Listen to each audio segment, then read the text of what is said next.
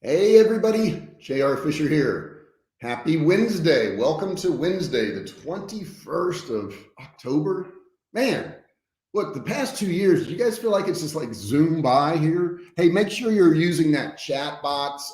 Tell me where you're from, what you're doing, what's going on. We're gonna have a great session today. I'm gonna give you some insider secrets that I learned along the years that saved me so much money over having employees. And you're going to love it. It's going to be fun today.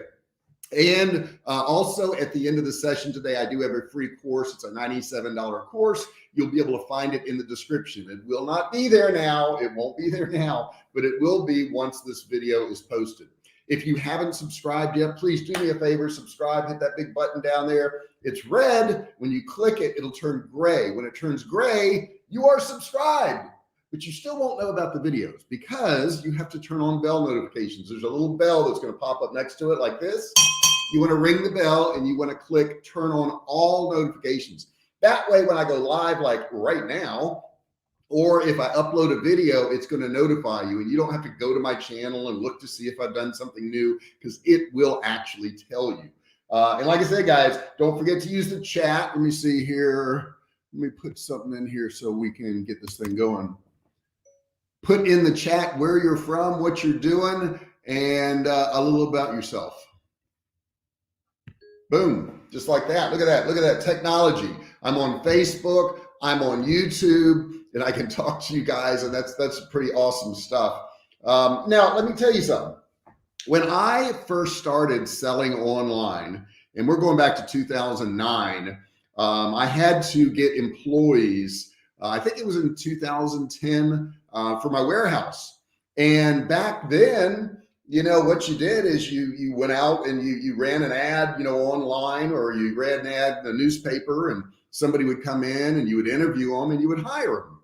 And it was really that simple. And nowadays it's a whole lot easier. Okay. It's a whole lot easier because you don't have to pay all the money. You don't have to run the ad. I'm going to go through all the steps with you and where you can find these people in just a second. But I mean, like if you were to hire somebody in the United States now, even at minimum wage, you're going to be paying probably $20 an hour because of all the taxes and unemployment insurance and all this stuff. Okay. Paul says, glad you're back. Thank you so much, Paul. I'm glad to be back. I can tell you that. I'm going to get to the gym today. It's one thing I haven't done. I haven't gotten back to the gym since I had the illness, but I'm going to get back to the gym today. Good to see you too, Paul. But it's going to cost you $20 an hour to hire somebody. Now, you can go overseas, and let me explain something to you. I have people in all these different countries. I have people that work for me in India. I have people that work for me in the Philippines. I have people that work for me in Pakistan, in Germany, in Mexico, in Canada.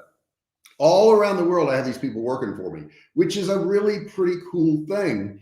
Singapore, I forgot to mention Singapore, because when you have these people in other countries, you can pay a lot less money and you avoid all this taxation that America makes you pay.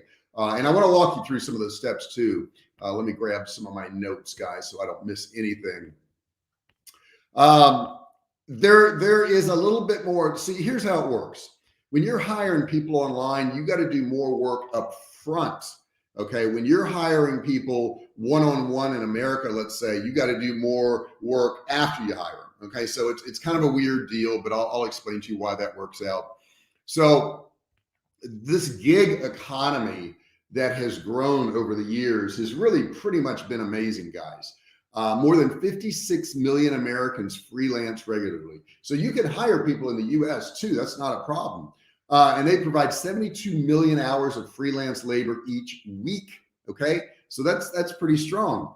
Now, I want you to understand freelancers first off, from doing whatever IT work you have, to providing a flexible labor pool, to supplement your company staff, whatever it is, freelancers are really, really awesome people.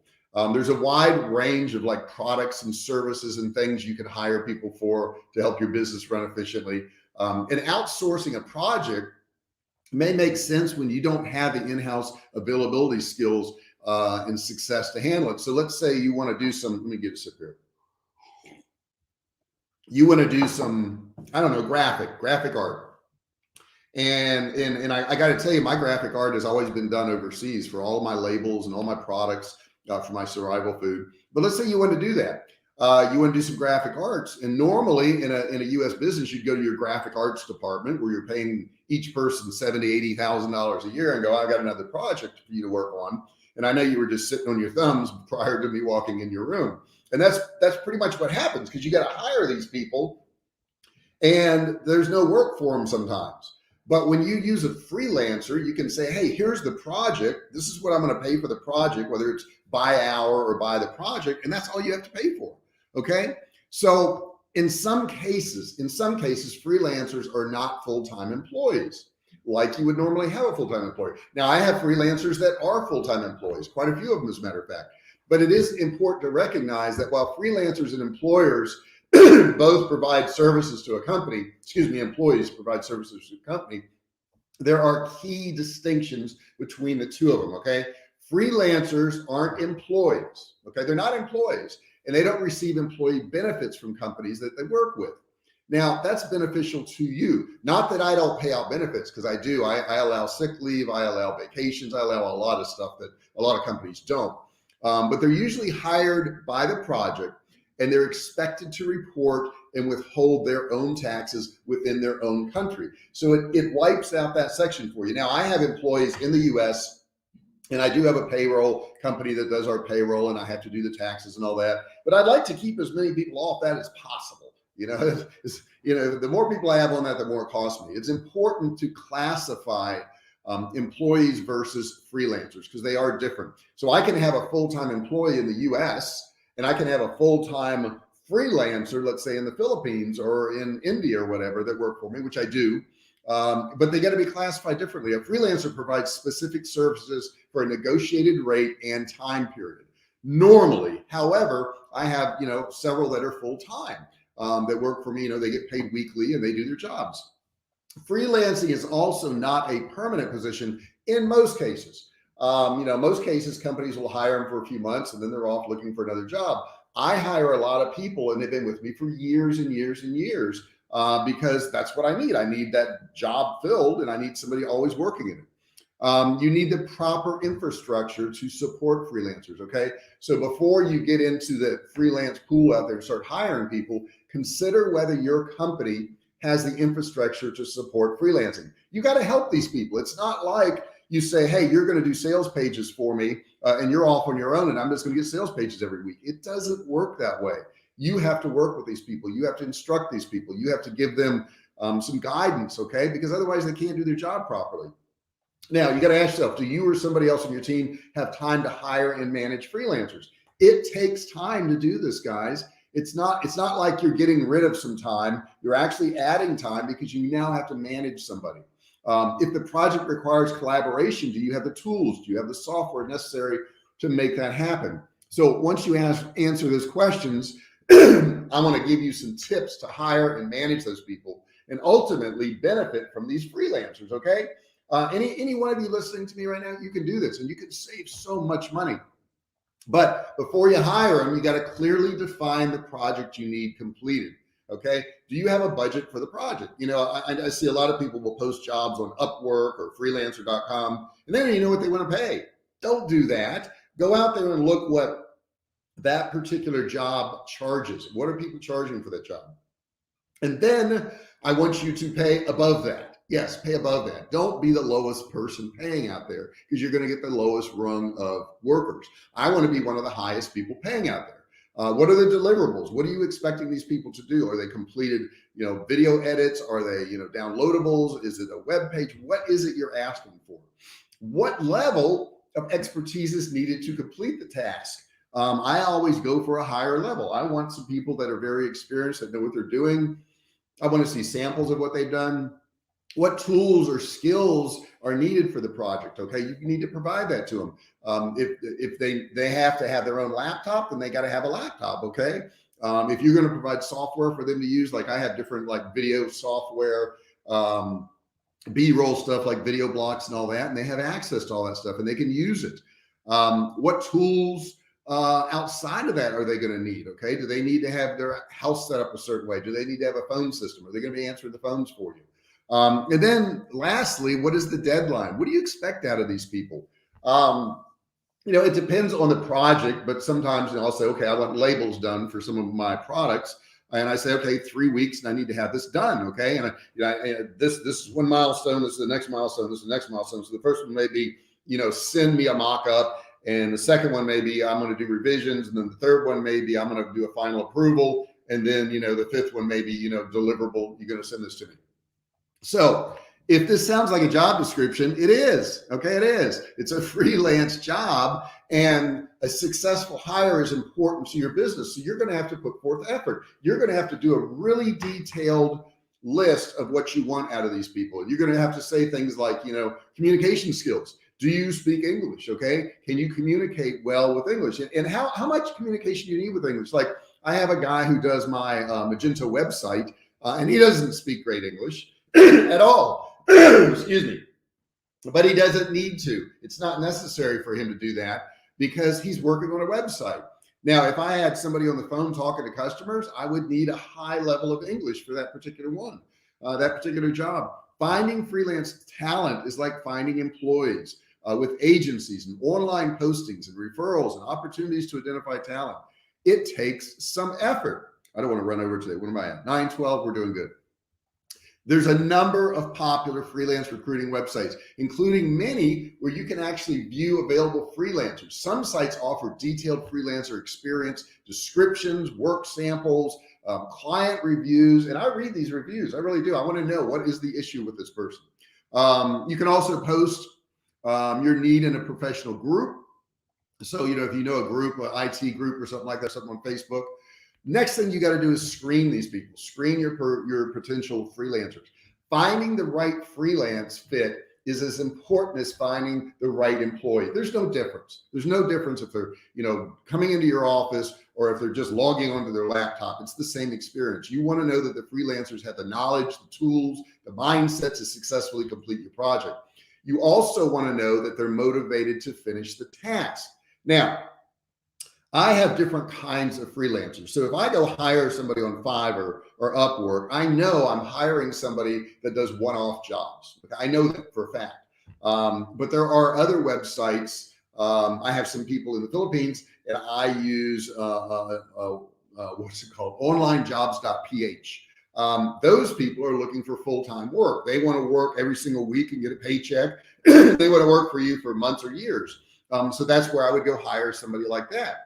Understand these websites attract different kinds of freelancers too. Now, also, when you get different freelancers, I've found that different countries are better for certain types of jobs. So if I need data entry, where somebody's just going to be entering data, I found that Pakistan works really well. I hired people in Pakistan and had them for years who were entering in my orders, and I have a lot of that stuff automated now. If I need IT work on my Magento website or WordPress website or something like that, I go to India. I found that some of the best workers are in India there. Also for graphics, India is very, very good. Book editing, I found somebody in Mexico that was very good. And you would think, well, isn't that Spanish? Well, normally it is, but it was an older guy who is from the US and he's an expat living down in Mexico. So he was very good there. And then, I have some social media, video editing things, and I use the Philippines for that along with phone work. The Philippines is really good. If you need people on the phone talking to your customers, I like the Philippines a lot for that, but they got to be trained. Okay. Don't expect them to get on the phone and know everything about your company, know everything about you, do everything perfectly. And you didn't train them. You got to train them. You got to give them a guide. This is what I expect. Let's see, when I used a freelance in India, and it was a lot of communication to get what we needed done. It can be depending on, what you need to have done. And I appreciate you put your comment in there, Paul. And guys, use that comment section. Doesn't matter if it's live or not. You can also put it in the comment section below the video once it's not live and it's just an uploaded video. Right now we're live, so you can use that chat section and ask whatever questions you want. Next up, pay them fairly. Now, I touched upon this in the beginning, but I almost want to overpay. Okay. I want to overpay. I want to pay more than anybody else is paying. And the reason I'm doing that is because I'm going to attract the best people. The best people are going to want to come to work for me. Plus, they're going to feel more vested in my company. I don't want them to have a job where they're going, well, you know, I could go get this job tomorrow. I mean, this guy pays what everybody else does. And if I don't like him today, or I don't like what I have to do today, I'll just switch and go to another company. You don't want that. You want a job where they go, man, this person really treats me fair. They don't work me to death and they pay me a really decent salary. You know, I want to work there and he treats me decent. That's what you want your employees, freelancers, saying. Next up, on certain jobs, you want to have a contract. Okay. Once you found a freelancer for the project, have them sign a contract that clearly outlines the expectations, deliverables, deadlines, and fees before the work gets done. I've seen a lot of people say, oh, yeah, I'm going to hire this person for $150. And then the person comes back and says, well, you didn't tell me you wanted this, this, this, and this. It's going to cost $300. So they didn't clearly communicate what the job was and what they expected out of this person. Should the freelancer provide regular updates for project progress? Don't assume that they're going to do what you would do, because they're not you. Okay. So if you want, you know, a weekly update, if you want a daily update, if you want a report filled out, let them know that up front, because first off, if you hit them with that later on, they may go, well, you didn't tell me that up front. I don't want to work for you anymore. Okay. So let them know up front what you expect. And sometimes you have to alter things. I had one of my people sending me a daily report on certain things. And then I assigned a whole lot more tasks to them, and the daily report became too much work. So we got rid of that. Okay. As long as they get their work done, you know, I'm happy with them.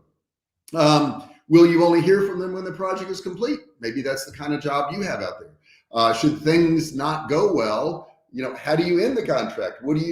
You know, you need to talk to them. And I always, you know, when people screw up or make mistakes or whatever, which they will, don't sit there and think that nobody's ever going to make a mistake, because you make mistakes too. Everybody makes mistakes.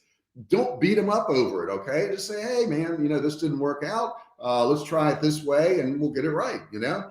And I like to do that 3 times. The third time I get rid of the person. Okay. If I have to tell them, you know, first time, hey, maybe I didn't train you right. Maybe I didn't, you know, show you what you need to do. So that's the first time. And then the second time is like, hey, I told you about this before. Remember we talked about this.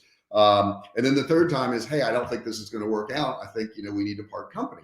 So you have to have a pattern there. And it's a 3-part pattern that I use. And I've used that for years, even when I was hiring people one-on-one, which I ran car dealerships for years and I hired thousands of people. But I always use that same thing, because a lot of times when an employee is not doing what you want them to do, it's because you didn't communicate it well. So my next thing is continually communicate. Communication is essential to managing a project and building trust between you and your freelancers. To help build that relationship, communicate with your freelancers throughout the project. Let them know what you see. Hey, and it's not always, hey, you screwed this up, this is wrong. If you see that they did something right, if you see that they did something good, let them know that too. Say, hey, you know, Mark, you did a really good job. Hey, Jennifer, you know, I really liked how you did this graphic. It looks really cool. I appreciate it. Let them get some positive feedback too. Don't assume that all your feedback has to be negative. It doesn't, okay? And you want to create an open line of communication so that they can share their thoughts and progress and discuss things with you also, okay? They're part of your team. They're part of your company. They're helping you earn a living. Treat them as such. Regular communication can also circumvent problems, okay? We don't want to have problems if we don't have to. Avoid micromanagement. This is a big one, I think. Whether you work with just one or an occasional project or several freelancers, you know, you don't want to micromanage them. Offer encouragement and feedback and all that, like onlinejobs.ph and a couple of other sites I use have this thing called a time. It's a time thing. And basically what it does is it monitors how much time they're working on your project, and it sends you reports, and it knows what hours they log in, what hours they log out. And I hate it. I hate it for one reason, is it sets up a disloyal situation. And what I mean by that is, if I hire you and you've got to log in and I want to see what hours you're working, that's just like saying, I don't trust you unless you use this, okay? Now, I'm going to be honest with you. I know for a fact some of the people that work for me screw off. I know they do. I know they screw off. I know that there's times when they're supposed to be working and they don't work. And you know what? I bet you have done the same thing yourself. Would you want somebody looking over your shoulder all the time? Here's how I judge my employees. Are they getting the job done satisfactorily or better than what I expected? And if so, why would you check on them? Why don't you just leave them alone? You know, maybe they want to take a nap in the afternoon because they don't feel good, but they still got your job done. Why do you care? Why do you need to monitor somebody? The answer is you don't, unless you don't trust them. And if you don't trust them, why'd you hire them? You know, why did you hire the people? When I actually ran car dealerships and I had employees that worked for me, I had a standing rule. And the standing rule was anytime you didn't want to come to work, you didn't have to. Anytime you wanted to leave early, you could leave early. If you wanted to come in late, you could come in late. All you had to do is tell me. But the key to this was you didn't have to tell me why. You didn't have to tell me your grandma died. You didn't have to tell me that you had a fever of 101. You could just say, hey, I'm not going to be there tomorrow. And I would say, okay, not a problem. Now you would say, well, JR, wouldn't that get out of hand to where people just quit showing up? If they did, I would fire them.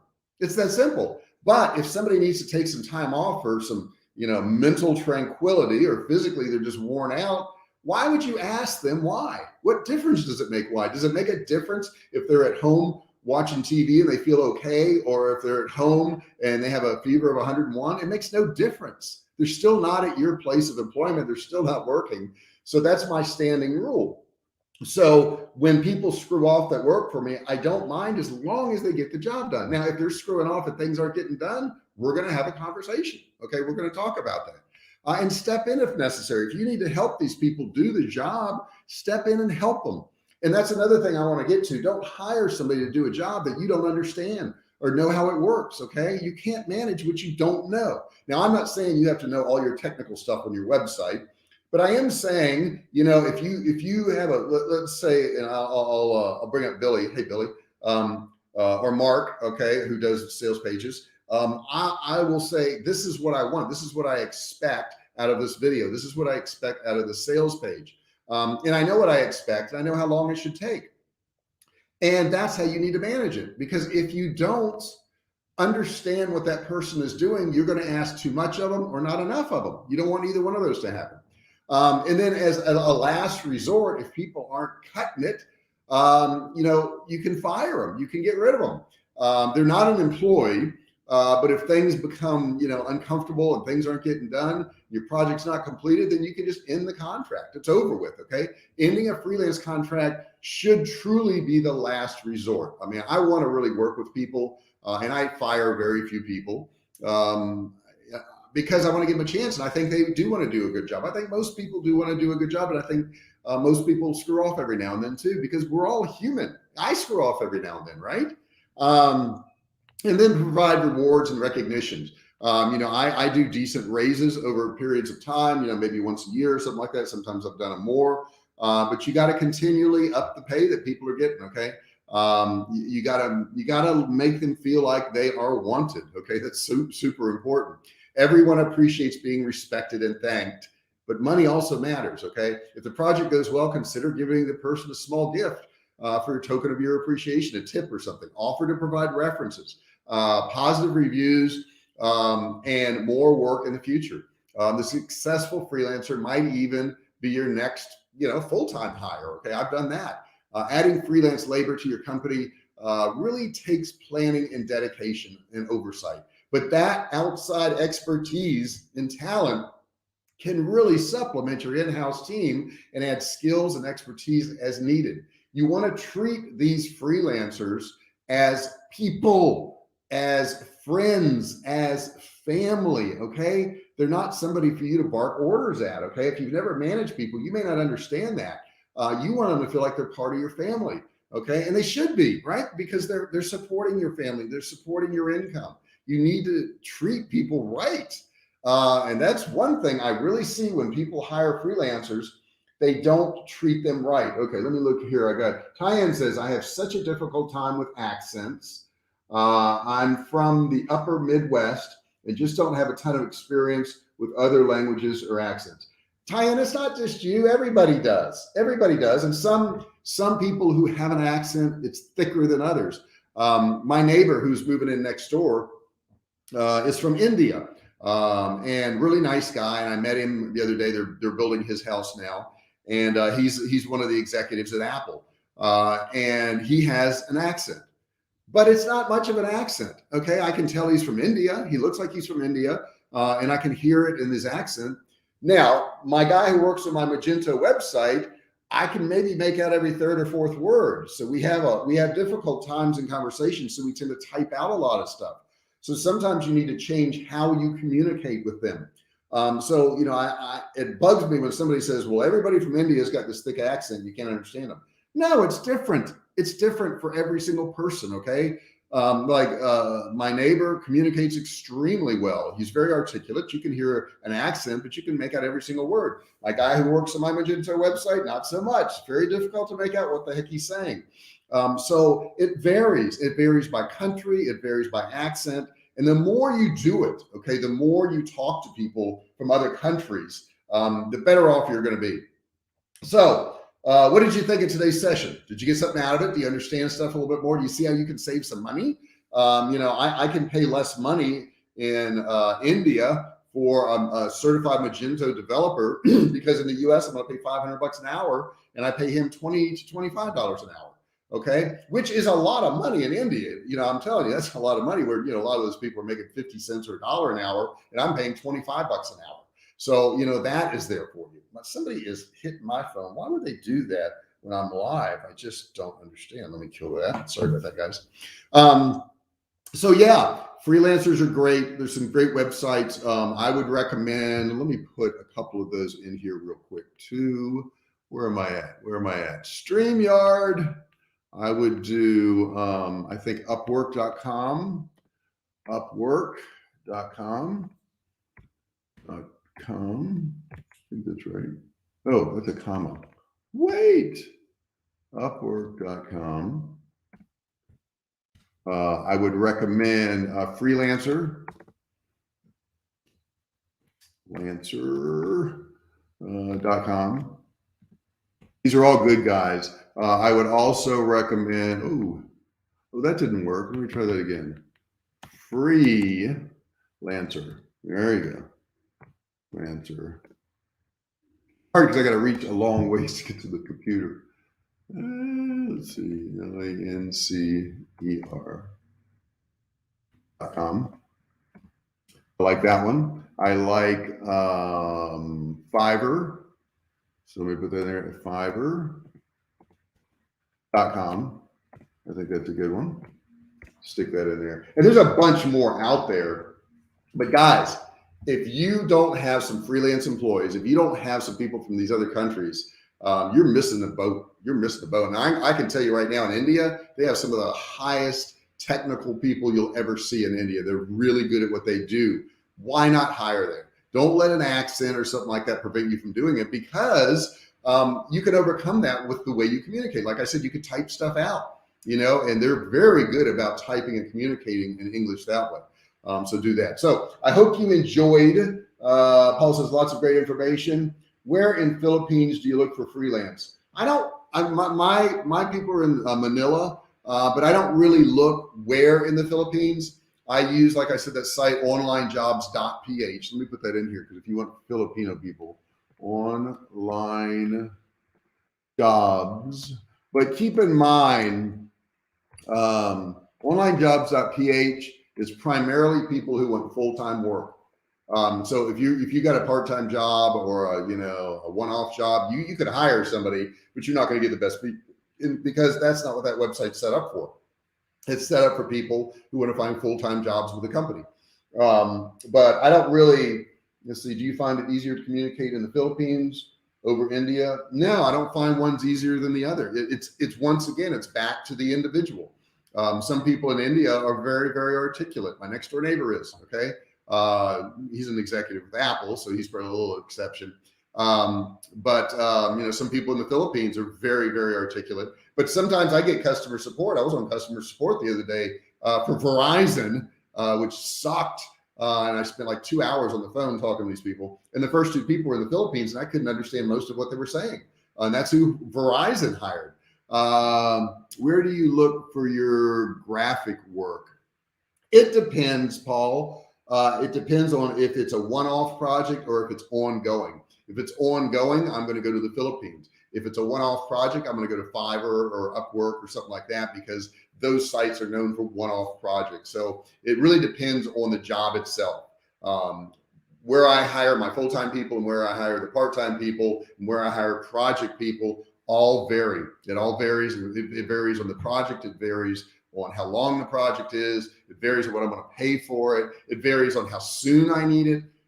There's just so many different things. But those are great questions. Thank you so much for posting those in there, Paul. I do appreciate it.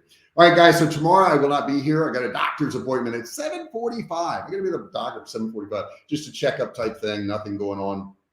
Got to get a new doctor, a new primary care, because I moved to Texas and we got new insurance. So you got to have a primary care, and then you got to get your specialty doctors, and on, and I'll get all that stuff going. So guys, I really appreciate you being here. If you haven't subscribed yet, please do so. Hit that subscribe button down there. Hit it hard. Hit it hard. You got to hit it so hard it turns gray. Okay, it should be red if you haven't subscribed. Then once you do that, a bell's going to pop up. You want to ring the bell, turn on all notifications so you're notified each and every time I go live, or if I upload a new video. And guys, also feel free to put in that chat or the comment section, if you're not watching this live, any ideas you have that you want to learn about on online businesses and growing your businesses. Put that in there. I answer all my own questions. Nobody's answering questions for me. So if you do post a question and you get an answer, and I can't answer 100%, but I try really hard, it's me answering it. Okay. It's nobody else. I sit down, once or twice a week, and I just go through all those. I do a lot of talk to text. So if I mess up a word, it's because I'm doing talk to text. I don't type stuff out because I'm too slow. But that's what I got for you today. You guys have a great day. I'm going to try to be live on Saturday. If you're interested in me doing something Saturday, put something in the chat box, put something in the comments section. The more encouragement I get, the more likely I am to do it. So thank you so much, guys, for being here. You guys have an awesome day. And I'm off to go to work.